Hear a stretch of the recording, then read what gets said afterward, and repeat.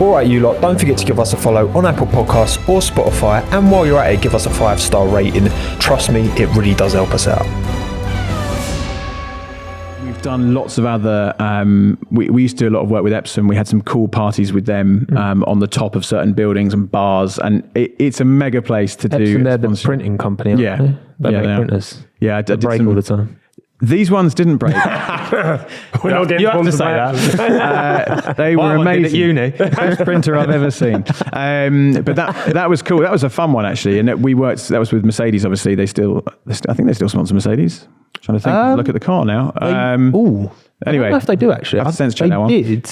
But we worked with them for a while and worked with Lewis and Valtteri because that was who we were dealing with at the time, and that was quite interesting. You know, working with them and especially Lewis. It was nice to work with him and get a feel for what he's like as a. Was that the first time you worked with him? Or? Yeah, it was, and I think I don't know if I told you this before. When I first worked with him, he turned up at Brackley where we were doing some filming, and he's a real perfectionist in everything he does. So he wanted to nail this auto cue read that we were doing with him, and he just wouldn't stop until he got it right. But when he met me, he gave me a proper handshake, like looked into my soul and was like crushing my hand. I was like, yeah, you mean business. You know, he came across really intense that day.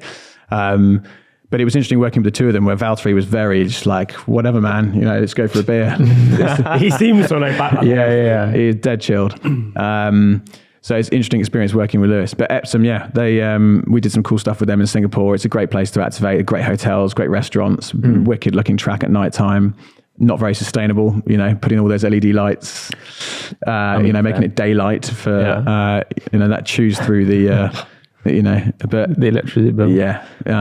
Which is very topical at the moment. I was going to say, as long as it's not happening in the UK. Yeah, that's it. Well, so in terms of the drivers that you've worked with kind of face to face, because when we had Jess on last week, she was talking about how, you know, certain drivers get it when it comes to the sponsor stuff. From your experience, it sounds like, Lewis gets it. Yeah, he takes it all very... Doesn't love it, but he gets it. No, and that's the thing, like what other drivers have really struck you that they really get it and understand? Because ultimately you're a vessel. At the end of the day, all this content's being done because people want to see these drivers. Absolutely.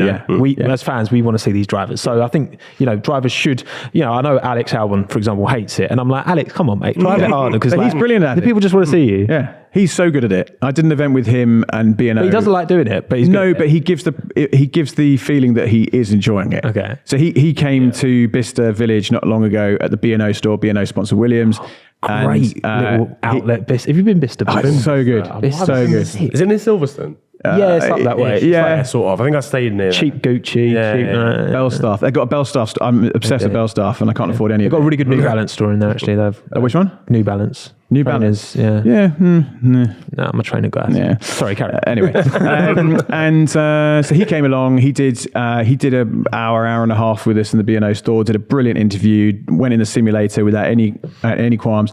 A little kid beat him because he was a little sim racer. It was a GT car. It was just Alex's excuse. He's not used to it. Of course it was. Lack of downforce. But he was brilliant. He wowed everyone, won everyone over immediately, and so he's great. Even if he doesn't like it, he definitely projects that he does. And George Russell was amazing, an absolute joy. Like I spent a whole day with him filming, and he was brilliant. Did everything we asked lots of questions of everyone. Was super enthusiastic. Again, probably doesn't love it, but we felt like he was taking an active interest in the products that the brand were working with, and he was so friendly to all of us. So he was amazing. I've never really had a really bad experience, to be honest. They've all kind of that's good.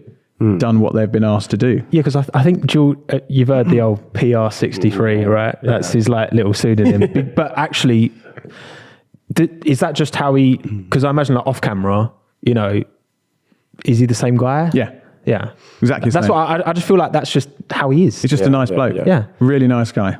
And I was lucky enough to get to know him a little bit years ago when he was racing with Lannon, which is an F4 team, British F4 team, and I think might do F3 as well. And he was racing at Snetterton, and I spoke to him then when he was, this is going back a few years now, but he was dead friendly then as well. And he hasn't changed. I mean, I'm not his mate or anything. I've worked with him a couple of times, but he seems really, really nice. And Lando, done various bits with Lando Norris. He's great. They're nice people, but they know what they're doing. You know, they know how to work it. New generation as well. Like they're all a bit more active and sort of online. They have that sort of presence as well. Yeah, for sure. The only guy that I didn't have a great time with was, and this is on the podcast, on my podcast, not in a sponsor capacity, was Nico Rosberg. He was one that wasn't particularly friendly when the cameras were off. The minute we turned them on, it's like bang. Like really? Yeah. I was like, oh, it's a bit disappointing. Yeah. Interesting. Yeah. I think he's great on comms. Although they don't let him in the track, do they? Because he won't get his jab. Is that what it is? That's what I've heard. He's one of those. Yeah. He's a Djokovic. As far as I've heard, anyway. Allegedly. No, I'm pretty sure that's why he's because they used to have him actually there, but now they cut to that awkward of him sat in his bedroom. Well, and he's in a hotel room, just kind of like it's a bit. Just get the jab. Just he's good, but if he's not going to bother, just. I do like his coverage. Yeah. We just didn't particularly warm to him that day that we had him. But again, I suppose, like you were saying, like these drivers like Lando and George, they're growing up with it. Yeah, so, exactly, yeah. Oh yeah, so, 100%. Switch streams together, like they kind of almost, they don't even need to try to have that media. No.